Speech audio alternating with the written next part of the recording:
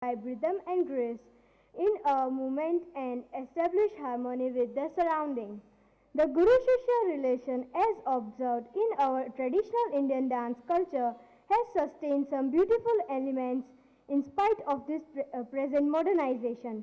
It renders a lifelong relationship between the mentor and the learner. It establishes a bond between the two so strong and vital that the Shishya always seeks and finds a second home in academy and a parental touch in the Guru. Yes, this is true in my case too. I consider myself lucky to fall into the lineage of Kalaguru Srimati Lakshiben Thakur, who has not only spread Bharatnatyam to the homes of Gujarat but also out of state and out of country. It was my privilege to learn from Nirali Didi and Chandan sir the nuances of this classical dance and in a homely but disciplined atmosphere. And I want to tell you all that in my voyage to Arangetral, I also happen to imbibe many other qualities like self-confidence, concentration, and discipline. It gave me a way of life. Many a times it was meant to express my emotions like anger, sadness, joy, and happiness. I also found it as an indirect means to release stress, attain pain, and to keep physically fit and flexible. I wish to pay my homage to teachers and all my supporters. I am immensely grateful to my mother for her innocent support, care, and effort, which she provided selflessly to complete my dream. My daddy has also given loving cooperation in my growth. I especially miss my late Indu Dada on this occasion and profoundly feel that even though he is absent in this world, this couldn't have been possible without his blessings. I also thank my other family members who have directly or indirectly supported me. I am thankful to all of you for encouraging me by your presence. I seek your blessings and best wishes on this occasion. I understand that this is not the end but the beginning of my lifelong relation with dance. Thank you.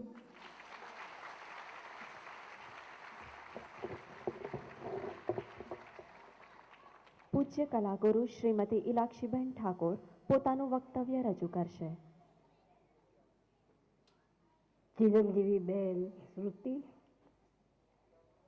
Shrimati Bhavnaben, Shri Jayeshbhai, Parikh પરિવારના આમંત્રિત મહેમાનો, વડીલો અને આમંત્રિત મહેમાનો.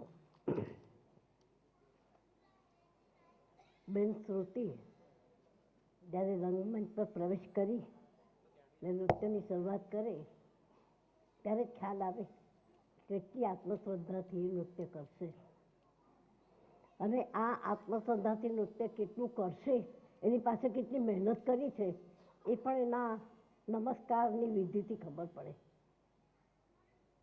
નૃત્યની સાથે સંસ્કાર એ પણ આપણે દેખી આવે. ભગવાનને વંદન કરવું, ગુરુજનોને વંદન કરવું, ધરતી માતાને વંદન કરવું, કારણ કે એના પર પગનો સ્પર્શ થાય છે, એ માટે માફી માગવી. આ બધી એક વિધિની સાથે નમ્રતા અને સંસ્કાર ઘડાતા આવ્યા છે.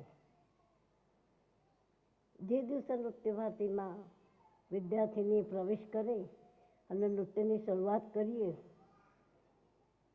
અને પગ પછાડવાની અમે સમજણ આપીએ ત્યારે ખબર પડે કે આનામાં કેટલી તાકાત છે, કેટલું કામ કરી શકશે. બદામ ખાવાથી તાકાત આવે પણ કિલો બદામ શાંતિ ન ખવાય. એને ઘસીને બાળકોને પાતા હોય. ધીમે ધીમે ધીમે જેમ પાચન ક્રિયા કામ કરે તેમ ગુરુ નૃત્યની તાલીમ ધીમે ધીમે ધીમે આપતા હોય. શરૂઆતમાં શરીરની શક્તિ એટલી કામ ના આપે એટલે થોડોક સમય આપવો પડે, પછી ધીમે ધીમે વધારતા જવું પડે. એક પથ્થરમાંથી આપણે મૂર્તિને કંડારીએ, ઢાંકણા મારીએ અને મૂર્તિનો ઘાટ આવે તેમ ગુરુ એક નૃત્યકારનું સર્જન કરતા હોય છે. મને એક મારો અનુભવ યાદ આવે છે. હું 7 વર્ષ અમેરિકામાં દરેક સમર વેકેશનમાં નૃત્ય શીખવા જતી અને એક સમર કેમ્પ પોકોનો માઉન્ટના એક મંદિરમાં થતો અને એમાં મારે નૃત્ય શીખવવાનું. એ લોકોની સાથે મેં શરત રાખેલી કે હું નૃત્ય સિવાય બીજું કશું જ કામ નહીં કરું. તમે રાતના 12 વાગે પણ મને કહેશો કે 2 વાગે પણ કહેશો કે અમને નૃત્ય શીખવવાનું તો હું શીખવાડીશ. પણ એ લોકો અમેરિકન એટલે લોકો એમ માને કે પૈસા આપીએ એટલે વસૂલ કરવા. એમાં એક સ્વામી દયા, એને એમ થયું કે ઇલાક્ષીબેનને બરાબર વસૂલ કરવું એટલે એમને મારી પાસે નૃત્યની તાલીમની શરૂઆત કરી. નમસ્કાર કરાયા, સ્ટેપ્સ વગેરે દીધી. પછી તો બીજે દિવસે પગ એટલા બધા દુખે કે મને જુએ ને નાસી જાય. પછી મેં એમને કહ્યું કે કેમ તમે આમ કરો છો? કે મારા પગ એટલા બધા દુખે છે કે મારાથી થાય નથી. એટલે આમાં ગુરુ ધીમે ધીમે શીખવતા હોય પણ ઘણાને એમ થાય કે અમે 1 કલાકના પૈસા આપ્યા છે કેમ અમને અડધો કલાક કરાવ્યો. તો એ આ જે નૃત્યની તાલીમ છે એ ઘસારા જેવી છે. એ લોકોને શું થયું કે એક્સપ્લોઇટ કરીએ ઇલાક્ષીબેનને, પણ ઇલાક્ષીબેનને એક્સપ્લોઇટ નહીં થાય કારણ કે તમારે કામ કરવાનું છે. એટલે આ કલા એવી જાતની છે કે જે શ્રમ માગે છે. શ્રમની સાથે સાથે સમય પણ માગે છે. અને આજે આટલો બધો સમય આપીને બેન શ્રુતિ પોતાની તાલીમ મેળવીને આજે રંગમંચ પર અરંગેટ્ર કરે છે. એને માતા પિતા ભાવનાબેન અને જયેશભાઈની પ્રેરણા અને પ્રોત્સાહન એને જરૂર મળ્યા, નહીં તો આટલે સુધી પહોંચવું બહુ અઘરું છે. એટલે સૌ પ્રથમ તો હું ભાવનાબેન અને જયેશભાઈને અભિનંદન આપું છું અને ધન્યવાદ આપું છું કે તેમની બાળા શ્રુતિમાં એક સુંદર કલાના સંસ્કાર રહી રહ્યા. આ કલાના સંસ્કાર એક થેરપી જેવી છે. સ્ફૂર્તિ લાવે જીવનમાં, સ્ફૂર્તિની સાથે દિવ્ય આનંદ આપે. કોઈ દિવસ ફ્રસ્ટ્રેશન નહીં આવે. કલાને કારણે એટલી બધી જીવનમાં મજા આવે, એટલું બધું દિવ્ય આનંદ લેવાનું મન થાય. કોઈનું નૃત્ય જુએ તો પણ જોવું ગમે અને કોઈને નૃત્યમાંથી પ્રેરણા પણ મળે અને પોતાને પણ નૃત્ય કરવા માટે થનગનાટ થયા કરે. એટલે જુદી જ જાતનો સ્પિરિટ એના શરીરમાં આજે પ્રવેશ કરશે. આજની સ્મૃતિ કાલે જુદી દેખાશે. કાલે સવારના એનું તેજ બદલાઈ ગયું હશે. એના મોઢા પર એનો પ્રભાવ, એનું તેજસ્વીતા એક જુદા જ સંસ્કારમાં આવી ગઈ હશે. જ્યારે ભગવાને એના અંદર કંઈક નવીન કંઈક આત્માનું સંચાલન કરવાની પ્રયત્ન કર્યો હશે. એટલે એક આત્મશ્રદ્ધા અને પ્રતિભા સમાજમાં ઊભી થશે. તો આ એક ઈશ્વરની પ્રેરણા હોવી જોઈએ કે માતા પિતાને પણ દીકરીને કલા આપવાની પ્રેરણા જાગી અને દીકરીને પણ એમ થયું કે હું મહેનત કરું ને કંઈક તો કરું જ, એને જે પોતાના મનને તૈયાર કરું. તો આ એક ભગવાનની ઈશ્વરી પ્રેરણા એવી સુંદર મળી ગઈ કે આ આખા કુટુંબને એક સમૃદ્ધિમાં વધારો થયો. આપણે તો હીરા અને સોના અને બધાને સમૃદ્ધિ માનીએ છીએ, પણ કલાની સમૃદ્ધિ તે જુદી જ છે. એમાં આપણે કહીએ કે નીર ના ડૂબે અગ્નિ ના જાગે, અને કોઈ ડૂબાડી નહીં શકે આ કલાને. એના અગ્નિથી પણ તમે બાળી નહીં શકો. પછી એમાં આપણે કંઈ ચોર ન લૂંટે, ચોર લૂંટી નહીં શકે ને કોઈ દિવસ ખૂટવાની નથી, વધવાની જ છે. ભલે વ્યવસાય તરીકે નૃત્યને ન અપનાવે પણ જીવનમાં કલાત્મક દ્રષ્ટિ જરૂર ઊભી થશે. કયો રંગ સારો, કયો રંગ ખરાબ, કઈ વસ્તુ સારી, કઈ વસ્તુ ખરાબ, પોતાની પસંદગી જીવનમાં કે મને આ ગમે છે ને આ બરાબર છે, ડિગ્નિફાઈડ, આ વસ્તુ બરાબર નથી, હલકું છે. એમ ઘણી બધી નિર્ણય કરવાની શક્તિ. એટલે જુઓ ને સ્ટેજ ઉપર આવે એટલે એના કપડા ઉપરથી ખબર પડે કે પૂર્ણ પ્રભાવ તો એના નર્તકીનો આવીને ઊભો થઈ ગયો. એનું ડ્રેસિંગ, એનું આ જે ડ્રેસ પહેરાવે છે એ પણ કેટલું સુંદર પહેરાવે છે. એક ફૂલ પડતું નથી, એક પીન ખસતી નથી અને કેટલા સુંદર રીતે પોતાના કોન્ફિડન્સ સાથે નૃત્ય કરે કે એને કશું ડિસ્ટર્બ નથી થતું. તો આ પણ એક કલા છે.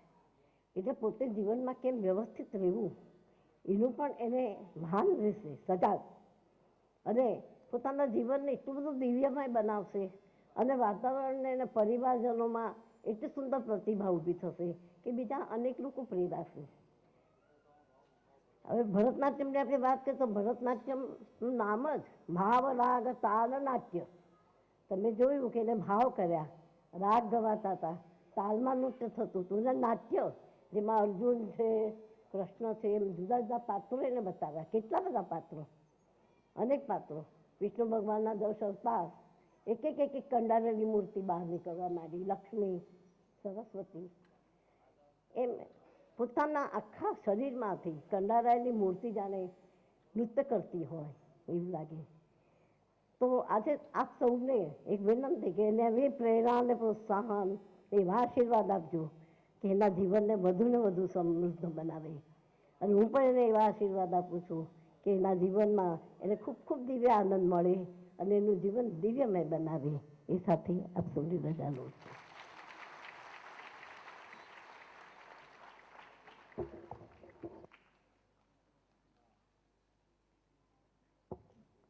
કુમારી શ્રુતિના દાદી શ્રીમતી શાંતાબહેન આશીર્વચન કહેશે.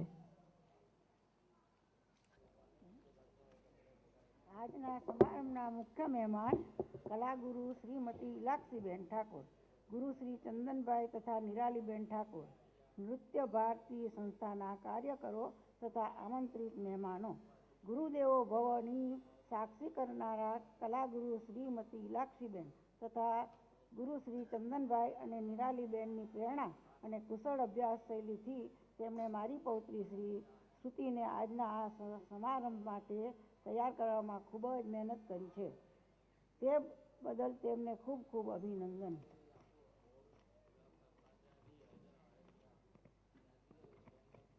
સા વિદ્યાયા વિમુક્તયે, આ યુક્તિ આજે ખરેખર આપણા સમક્ષ દ્રષ્ટિગોચર થઈ છે. સાથે જ મારી પૌત્રી ચિરંજીવી શ્રુતિ ઉપર સ્નેહ અને ગર્વની ભાવનાઓ સ્ફુરે છે.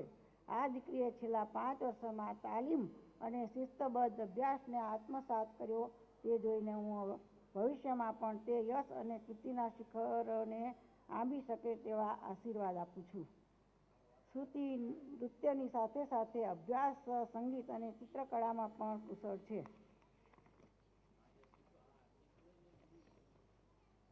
હવે હું ઉપસ્થિત સર્વ અમારા આમંત્રિત મહેમાનો જે અમારી દીકરીને આશીર્વાદ આપવા અત્રે પધાર્યા છે તેમને જોઈને ખૂબ જ આનંદ લાગણી અનુભવી રહી છું. સર્વે જણોને મારા જય Shri Krishna.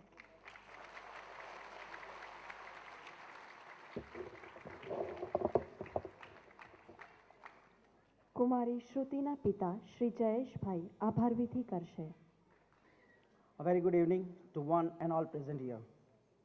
It gives me immense pleasure that you all could give your valuable time to share this pleasant occasion of my daughter's Arangetal with me and my family. Before proceeding, I would like to announce another special occasion marking the solid bond of Guru-Shishya relationship. That today is birthday of Sri Chandanbhai Thakur.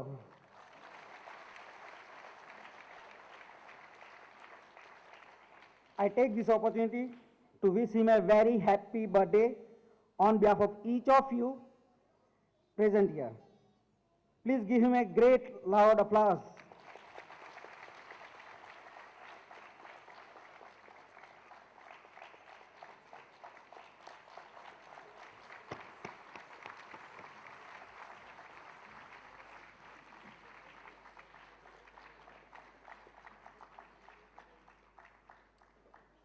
Sir, on behalf of all, I wish you a happy success and lots of prosperity in our future. Thank you. As we all know, the name of Kalaguru Srimati Lakshiben, Niraliben and Sri Chandanbai commands immense respect for not teaching merely the dancing but also moral values of life. They are the guardians of our nation's heritage and culture in true sense. Shruti's dance lesson with her guru have been invaluable in terms of intensive training and refining her dancing skills. Shruti has gained a deeper understanding of every move involved in Bharatanatyam. Hence, I deeply and wholeheartedly thank the Gurus